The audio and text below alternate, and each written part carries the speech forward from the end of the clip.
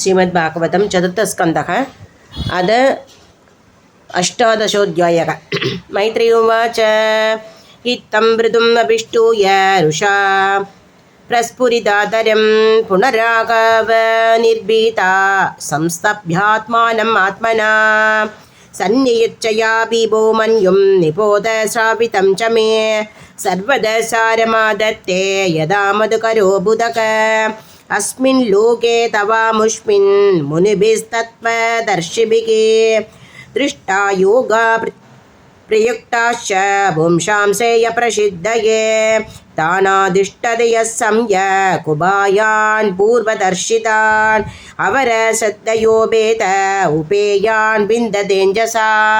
धानानादृत्ययो विद्वान् अधानारपते स्वयं तस्य विचरन्त्यर्था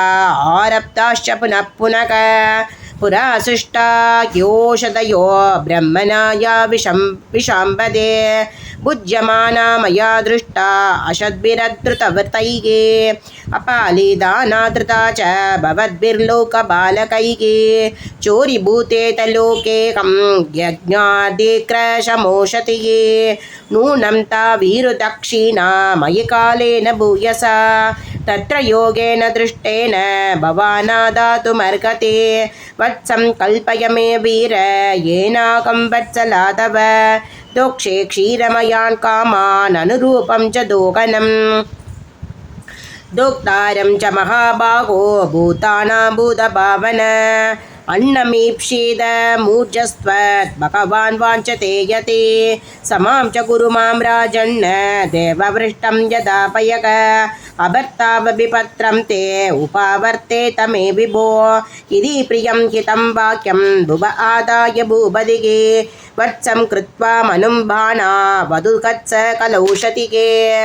तथा परे च सर्वत्र सारमादते माददते पुताः दतोऽन्ये च यदा कामं दुदुः पृथुभाविता ऋषयो दुदुहुर्देवीम् इन्द्रियेष्वद सत्तम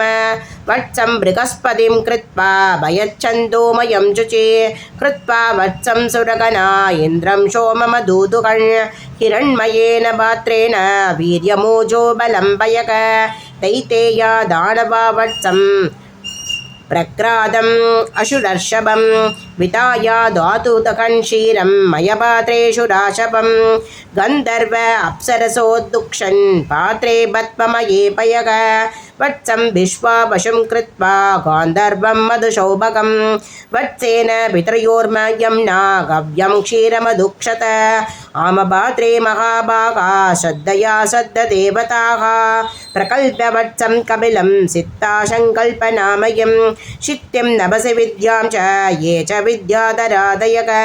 अन्ये च मायुनो माया मन्ददानाद्भुतात्मना मयं प्रकल्प्य वत्सं ते दुदुदूर्धारणामयं यक्षरक्षांसि भूतानि पिशाचाभिषिदासनाः भूतसे वत्सा दुदुको कबालेक्षदजाशवम् तथा हयो दन्तशुका शर्पनागा च दक्षकं विताय वत्सं दुदुगोर्बिलापात्रे विषं भयग पशवो यवशं क्षीरं वत्सं कृत्वा च गोवृषम् अरण्यपात्रे सादुक्षन् मृगेन्द्रे च दंशिनग क्रव्यादा प्राणिन क्रव्यं दुदुगो स्वे कलेवरे